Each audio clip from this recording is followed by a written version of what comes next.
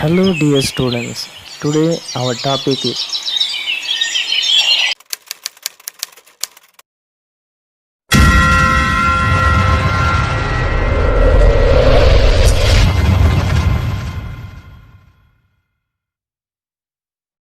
let us going to learn about methods of conversion of ores to oxides. Number 1, roasting. Number 2, calcination. Number 3, smelting. Roasting. Roasting is the process of heating the concentrated ore to high temperature in the presence of excess air. Calcination. Calcination is the process of heating the concentrated ore in the absence of air at a temperature not sufficient to melt the ore. Smelting. Smelting is a melting operation in which the constituents of the ore in the melted form.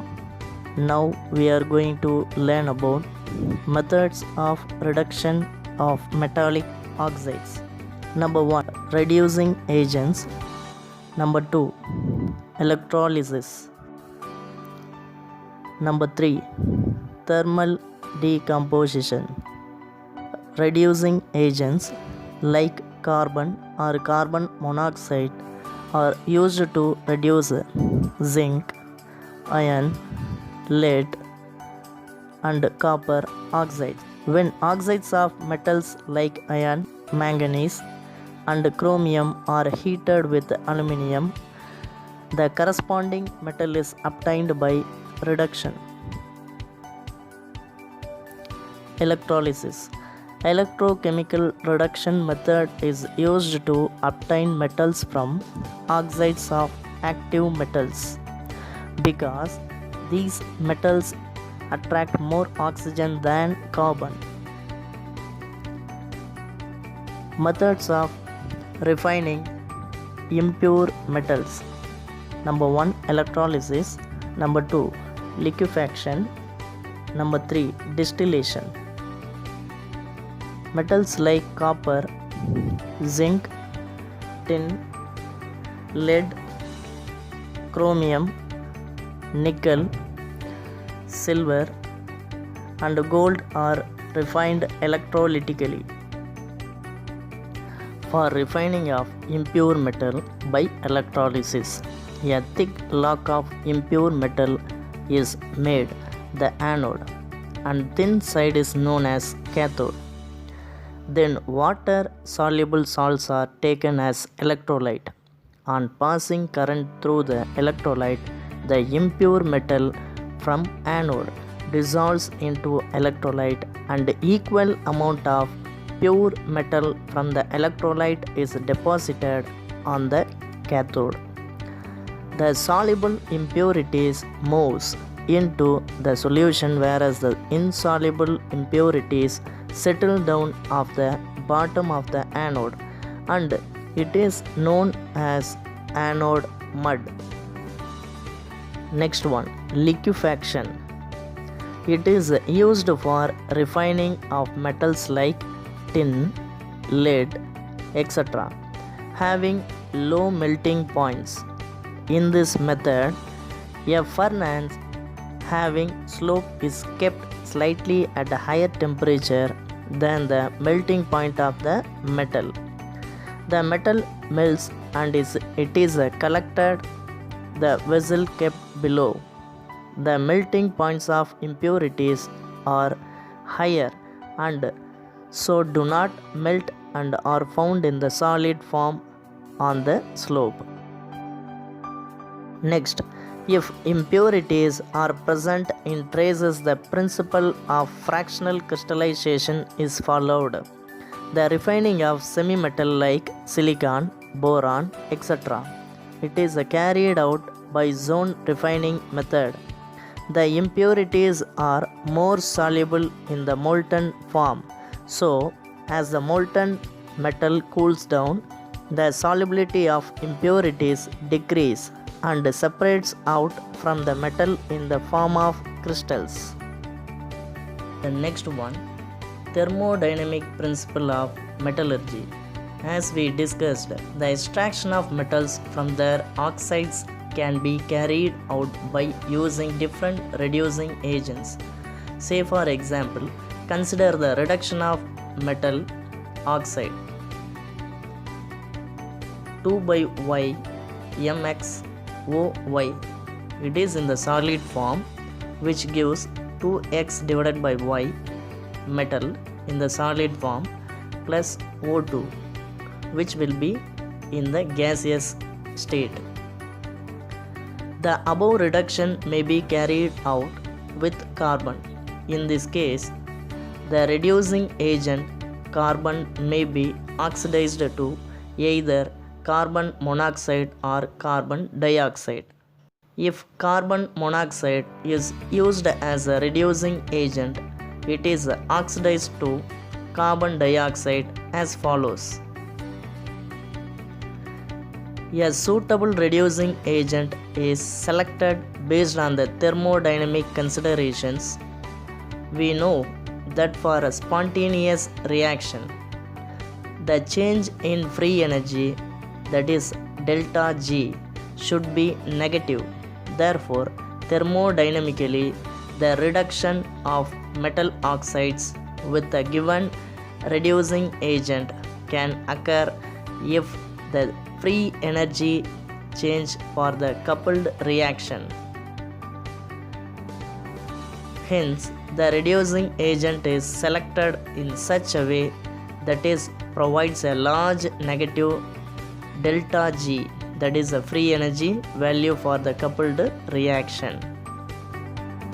Ellingham diagram. The change in Gibbs free energy for a reaction is given by the expression delta G equal to delta H minus T delta S, where delta H is the enthalpy change, T is the temperature in Kelvin, and delta S known as entropy change. For an equilibrium process, delta G naught can be calculated using the equilibrium constant by the following expression: delta G naught equal to minus RT ln Kp.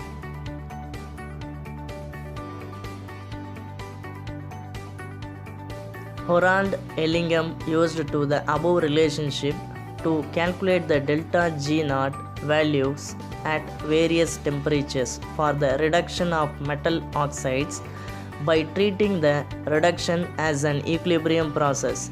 He has drawn a plot by considering the temperature in the x-axis and the standard free energy change for the formation of metal oxides in y-axis. The resultant plot is a straight line with the delta S as a slope and delta H as y-intercept. The graphical representation of variation of the standard Gibbs free energy of a reaction for the formation of various metal oxides with the temperature is called Ellingham diagram. The last point will be repeated for your examination, that is, what is Ellingham diagram? The graphical representation of variation of the standard Gibbs free energy of reaction for the formation of various metal oxides with the temperature is called Ellingham diagram. Now we are going to learn about observations from the Ellingham diagram, which is the very simplest method to understand observation from the Ellingham diagram. For most of the metal oxide formation, the slope is positive. It can be explained as follows. Oxygen gas is consumed during the formation of metal oxides, which results in the decrease in randomness. Hence, delta S becomes negative and it makes the term T delta S positive in the straight line equation. The second point, the graph for the formation of carbon monoxide is a straight line with a negative slope. In this case, delta S is positive, as 2 moles of carbon monoxide gas is formed by the consumption of 1 mole of oxygen gas. It indicates that carbon monoxide more stable at high temperature. Number 3, that is third point. As the temperature increases, generally delta G value for the formation of metal oxide become less negative and becomes 0 at a particular temperature. Below this temperature, delta G is negative and the oxide is stable, and above this temperature, delta G is positive.